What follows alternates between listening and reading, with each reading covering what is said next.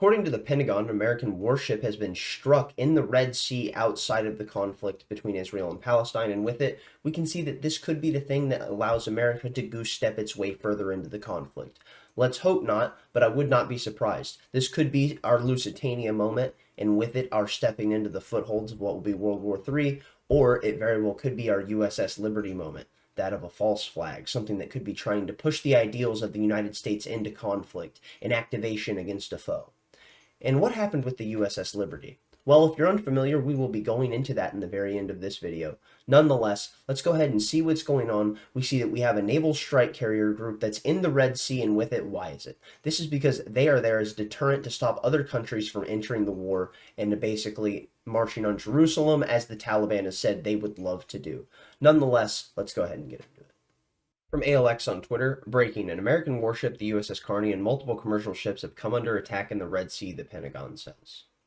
Well, isn't that just interesting? And while I do not believe this to be the USS Liberty moment of the 21st century, what I do think this may be, if it's going to be anything, would be the Lusitania moment. And here, what we see from Liam McCollum, I knew I wasn't going to be the only one that thought of it. And when I saw this tweet, I was like, yeah, I just have to use this. The Lusitania moment the Pentagon is hoping for. And if you're unfamiliar with Liam McCollum, he's fantastic. Go give him a follow on Twitter. I genuinely can't recommend him enough. If you're looking for people to find in the Liberty space, he's a great place to start, and you can just work your way from there and follow the people he interacts with, and you will be able to find some pretty solid people within the Liberty space. Now we go on to Josie, the redheaded libertarian. Why the fuck are the U.S. warships that we have in the Red Sea? That's a fantastic question, and as I stated in the intro, it is because we are in this conflict whether people want us to be or not, because we are going to be deterring other countries from entering through the Red Sea. And I know, that's ridiculous. We shouldn't be having American soldiers over there willing to die for conflict 6, 7, 8, 9,000 miles abroad. But alas, here we are. We have to defend our greatest ally. Now let's go ahead and jump into these articles where we're talking about what's going on, how they believe it was the Houthis who were attacking with drones. This is quite interesting because once again, we see that the conflict escalates, more people are getting involved, and with it, will that be something that will push the United States towards getting involved? Let's jump into it. From the AP, 3 commercial ships hit by missiles in Houthi attack in Red Sea. U.S. warship downs 3 drones. Well. Will this be our next step into getting involved in this conflict? Ballistic missiles fired by Yemen's Houthi rebels struck 3 commercial ships Sunday in the Red Sea, while a U.S. warship shot down 3 drones in self-defense during the hours-long assault. The U.S. military has said that the Iranian-backed Houthis have claimed responsibility for 2 of the attacks. The strikes marked an escalation in a series of maritime attacks in the Mideast linked to Israel's Hamas war. As multiple vessels found themselves in the crosshairs of single Houthi assault for the first time in the conflict, the U.S. has vowed to consider all appropriate responses in the wake of the attack, specifically calling out Iran after tensions have been high for years now because of Tehran's rapidly advancing nuclear program. And this is not why tensions have been high with Iran. Tensions have been high with Iran because the United States has been consistently fomenting bottom-up and top-down regime changes and establishing coups across the world, and with it doing so largely in the Middle East over the last 20 years. And with it, you can see there's a clip of General Wesley Clark talking about the fact of, well, what do we have? We have to overthrow 7 countries in 5 years because he gets this document from someone he used to work with. And what happens? He goes through these countries, and what's the last country on the list? Iran! What country are the people in the military-industrial complex talking about now? What people who are the mouthpieces for the military-industrial complex talking about more than ever? Lindsey Graham, Mitch McConnell, Hillary Clinton. Iran! Iran is the biggest threat. We have to worry about Iran because they'll gladly send you, your sons and daughters, and everyone else you know and love to go fight and die in these conflicts, just like they will to go fight and die in a new war against Iran. Because we have to make sure that Iran doesn't have the ability to build up nuclear technology. Don't you understand? We have to make sure that Saddam Hussein doesn't use these WMDs, because that's exactly what was happening. We had to make sure that the weapons of mass destruction were going to be used, because if we don't attack them over there, they're going to attack us over here, and Saddam Hussein's going to launch a missile and it's going to hit Kansas, and then we're responsible because we didn't attack them over there. And with it, what happens? What people need to realize is the more we attack them over there, the more they hate us and want to attack us over here. But it's this total misunderstanding of what happens with foreign policy, because if you were to be suffering under that of an occupied force for that of 10, 20, 30, 40, 50, 100 years, what you would build is a revolutionary spirit and with it, it would be built on a fundamental hatred of your oppressor. And maybe your oppressor doesn't even see themselves as your oppressor. Maybe they see themselves as the noble arbiter of what's good in the world. But with it, they're subjecting that person who sees themselves as someone who's being tyrannized to a rule which they deem completely removed from the standard of what creates a moral society. And with it, this goes with something that Reagan said. We do not understand the irrationality of Middle Eastern politics, and with it, to try and convert the world into that of a Western democracy is a misunderstanding of how you handle interactions with the rest of the world. Let's go ahead and continue on with this. These attacks represent a direct threat to international commerce and maritime security, the U.S. military's command said in a statement. They have jeopardized the lives of international crews and representing multiple countries around the world. It added, we also have reasons to believe that these attacks, while launched by the Houthis in Yemen, are fully enabled by Iran. And this just reminds me so much of the WMD rhetoric. What do we see? Well, we also have every reason to believe that these attacks, while launched by the Houthis in Yemen, are fully enabled by Iran. Where's the proof? I want to see the actual evidence of this, because other than that, what you're doing is activating people to go fight and die in another war, and with it, you will gladly do so as long as it means that you can flick over the chess piece so you were able to take space on the board, and it doesn't matter who dies, doesn't matter who comes home in a casket, it doesn't matter who's crying over that casket. That's it. They will gladly send every single person you know and love to go be sent to the wasteland that is the dunes of Afghanistan, like they already did to this horrifically mountainous region, to go try and export fucking Western democracy. And what happened? In 20 years, we turned over Afghanistan from the Taliban to the Taliban. Let's go ahead and throw it into that clip of General Wesley Clark. I did not plan on using it, but it is so relevant right now that I feel it's important to play it, and then we'll go ahead and jump into the rest of these. Right after 9/11, about 10 days after 9/11, I went through the Pentagon and I saw Secretary Rumsfeld and Deputy Secretary Wolfowitz. I went downstairs just to say hello to some of the people on the Joint Staff who used to work for me, and one of the generals called me in. He said, "Sir, you got to come in. You got to come in and talk to me a second." I said, "Well, you're too busy." He said, "No." He says, "We've made the decision. We're going to war with Iraq." This was on or about the 20th of September. I said, "We're going to war with Iraq. Why?" He said, "I don't know." He said, "I guess they don't know what else to do." So I said, "Well, did they find some information connecting Saddam to Al-Qaeda?" He said, No. He says, "There's nothing new that way. They just made the decision to go to war with Iraq." He said, "I guess it's like we don't know what to do about terrorists, but we've got a good military and we can take down governments." And he said, "I guess if the only tool you have is a hammer, every problem has to look like a nail." So I came back to see him a few weeks later, and by that time we were bombing in Afghanistan. I said, "Are we still going to war with Iraq?" And he said, "Oh, it's worse than that." He said, he reached over on his desk, he picked up a piece of paper, and he said, I just got this down from upstairs," meaning the Secretary of Defense's office today, and he said, "This is a memo that describes how we're going to take out 7 countries in 5 years, starting with Iraq and then Syria, Lebanon, Libya, Somalia, Sudan, and finishing off Iran."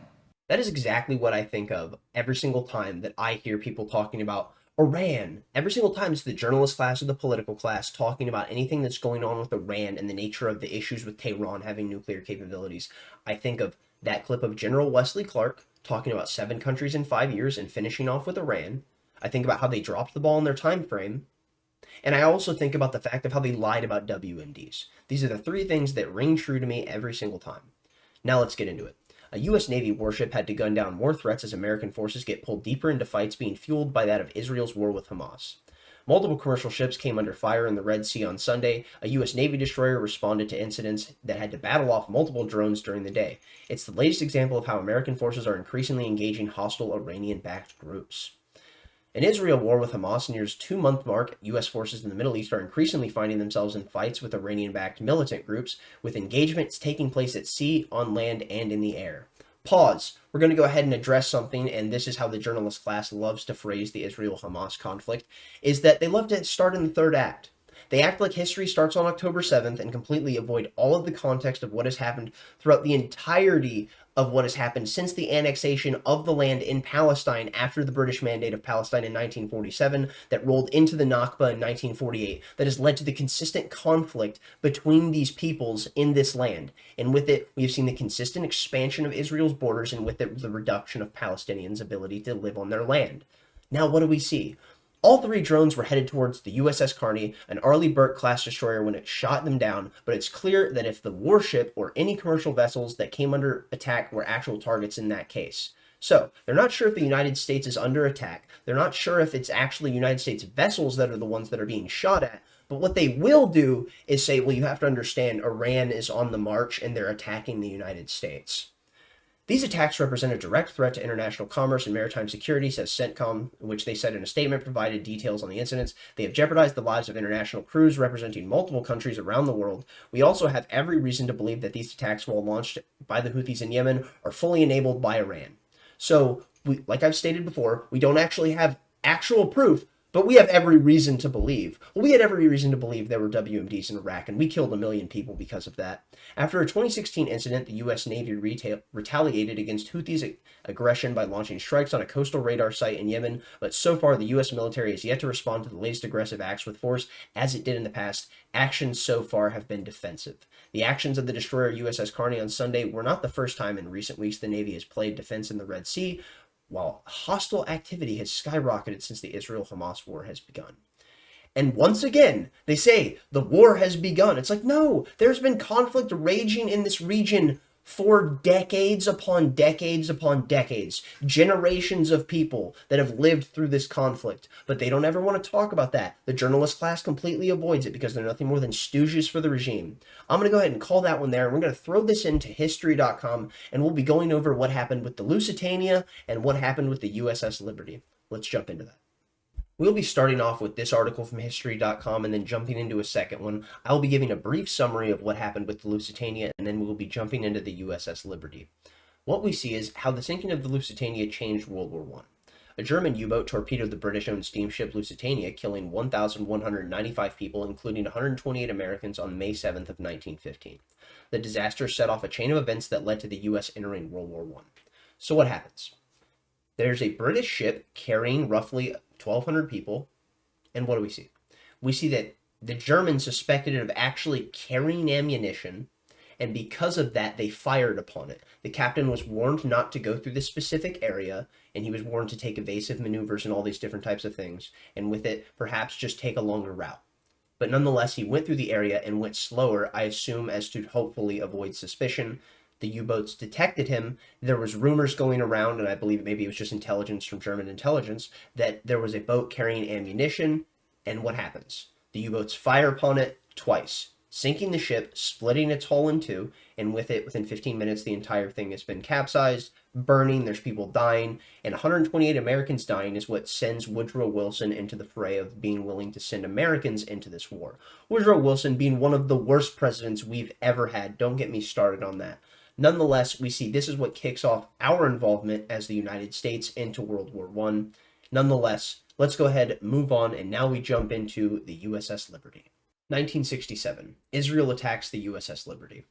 During the 60-day war, Israeli aircraft and torpedo boats attacked the USS Liberty in international waters off Egypt's Gaza Strip.